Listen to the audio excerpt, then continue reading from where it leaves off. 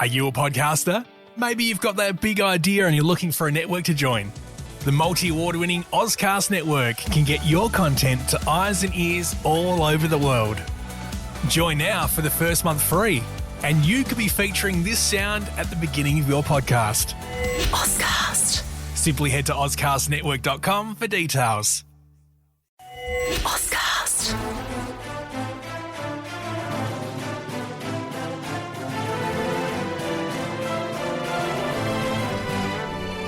Okay, so today we're diving deep into some national security ideas.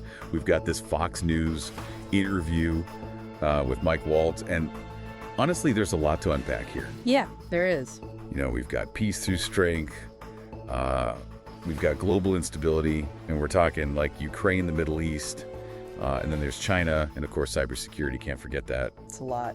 It's a lot to get through, but you know what, we're going to do it. Yeah, let's break it down. All right, so what we really want to understand is what this perspective means like for America's safety and, you know, where we stand globally. Yeah. So let's start with this idea of peace through strength. Right, so essentially what we're talking about here is the idea that if you want to prevent conflict, the best way to do that is to be so undeniably strong militarily that nobody's going to want to mess with you. Makes sense to me. Yeah. I mean, basically you're saying like, look, don't even think about starting anything because we are ready and we will hit back hard, right? Exactly. And this isn't exactly a new concept. It's something that's been around in different forms, you know, throughout history, different strategic doctrines. I mean, I'm no historian, but I've definitely heard, you know, this idea before. Yeah, and the logic is pretty straightforward. If you know the cost of aggression is going to be really high, you're less likely to, to actually go for it. Okay, so it's like setting a really high bar, right? Exactly. And the interview actually gives a couple of specific examples. Oh, yeah, like what?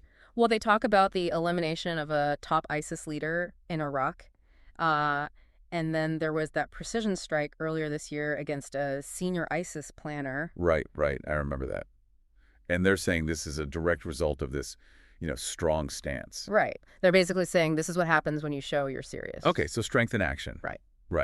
But then they go on to compare this with the previous administration. Yeah, and this is where it gets pretty interesting. They're saying that ISIS actually saw an opportunity to kind of, make a comeback under what they saw as a weaker leadership. So they're saying that ISIS was emboldened during that time. Right. Basically that the perception of weakness can create openings, for groups like ISIS to try and regain strength. Okay, so that's a pretty strong argument for projecting strength. Yeah, and it gets to this idea that how other countries or groups see you can actually really affect their actions. Makes sense. I mean, if you look weak, people can try to take advantage, right? Absolutely. So investing in a strong military, it's not just about, actually having the weapons and the troops. It's also about sending a message. A message that you can't be pushed around. Exactly. So this all sounds like it could lead to a lot of military action, but then they say something about moving away from endless wars. Right, and that might seem kind of contradictory at first. It does. But if you look at the context, what they seem to be saying is that they're not advocating for constantly getting involved in conflicts all over the world. Okay, so it's not about just using force all the time. No, it's more about being ready to take decisive action when it's really necessary, when America's security is directly threatened. So basically picking your battles, right? Yeah, exactly. Not getting bogged down in these long, drawn-out conflicts. So how does all this peace through strength stuff apply to what's happening in the world right now, like in Ukraine? Well, they definitely acknowledge that Ukraine is a huge challenge.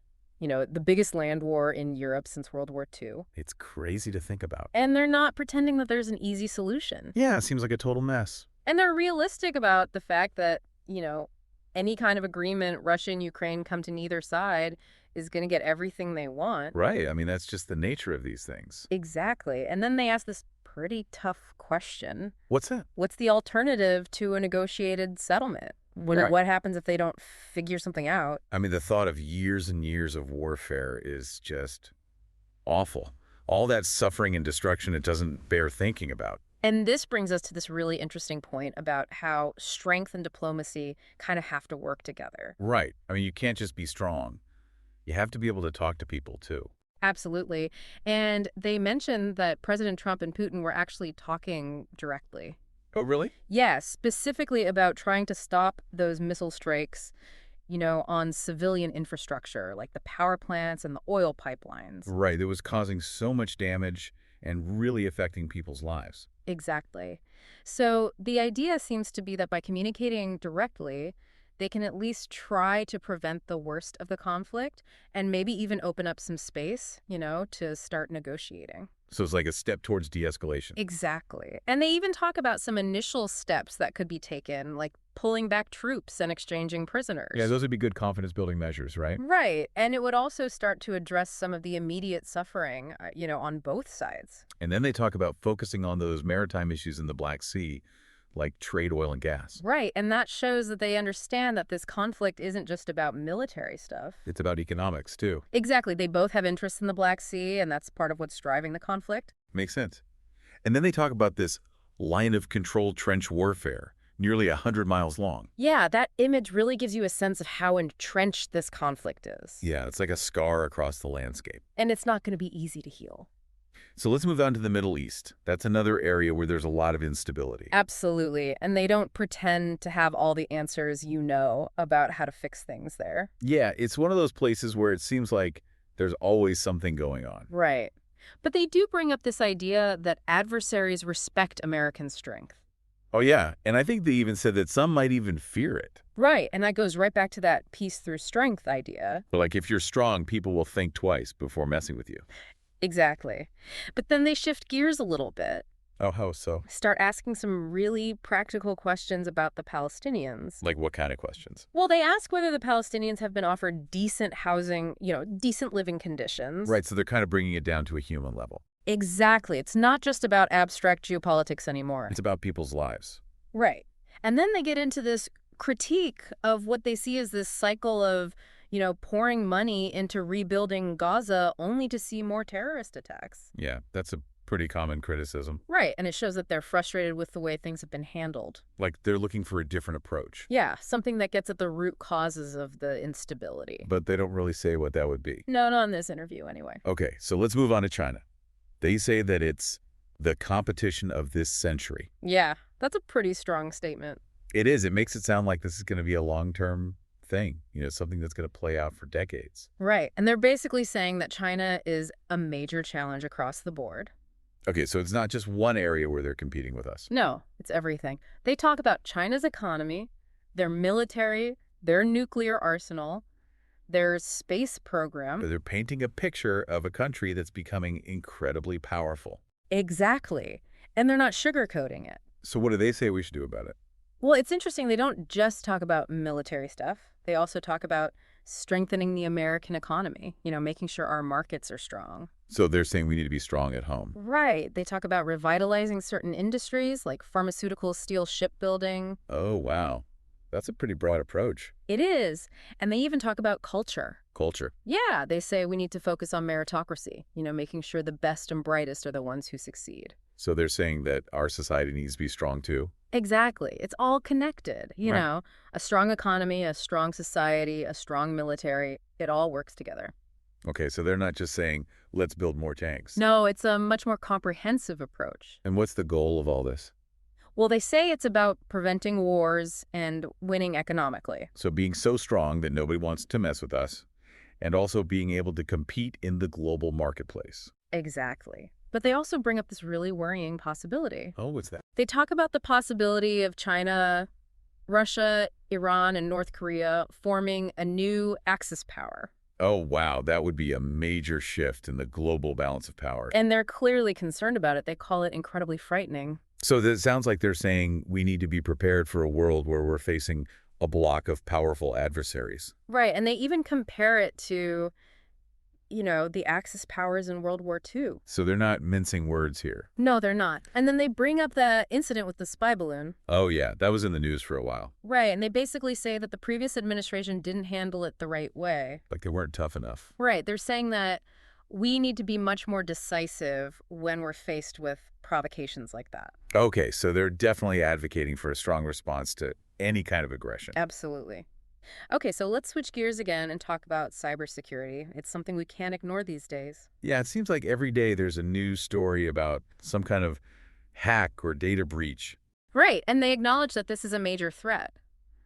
But they don't think we should just be playing defense. So what are they saying? They're saying that we need to be willing to go on offense, in the cyber realm. That's pretty aggressive.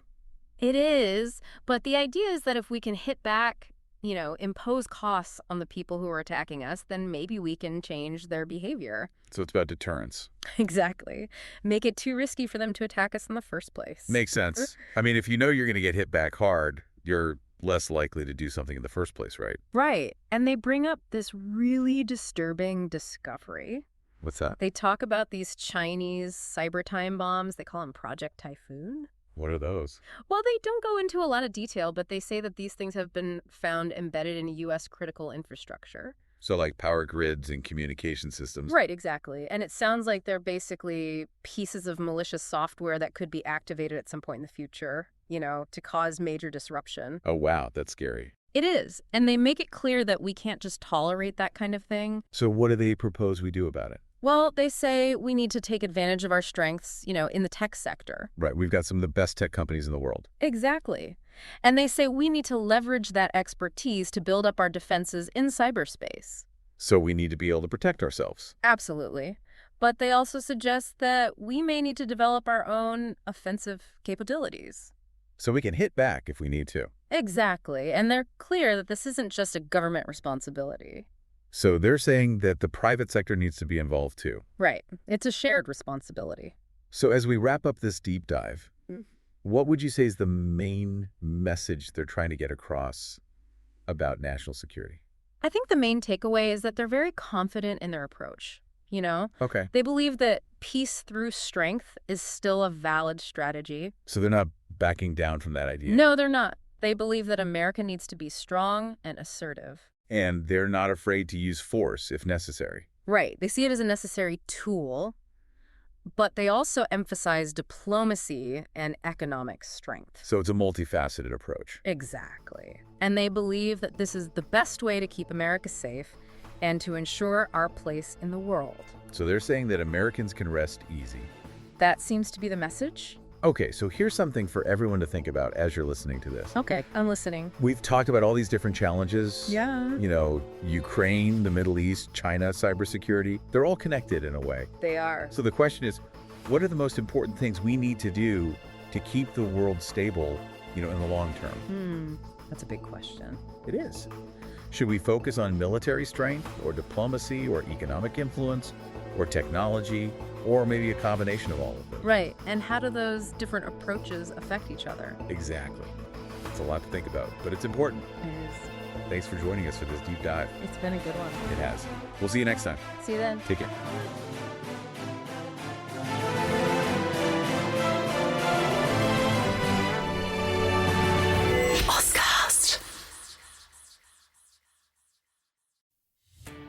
Are you a podcaster? Maybe you've got that big idea and you're looking for a network to join. The multi-award-winning Ozcast network can get your content to eyes and ears all over the world. Join now for the first month free, and you could be featuring this sound at the beginning of your podcast. Ozcast. Simply head to ozcastnetwork.com for details.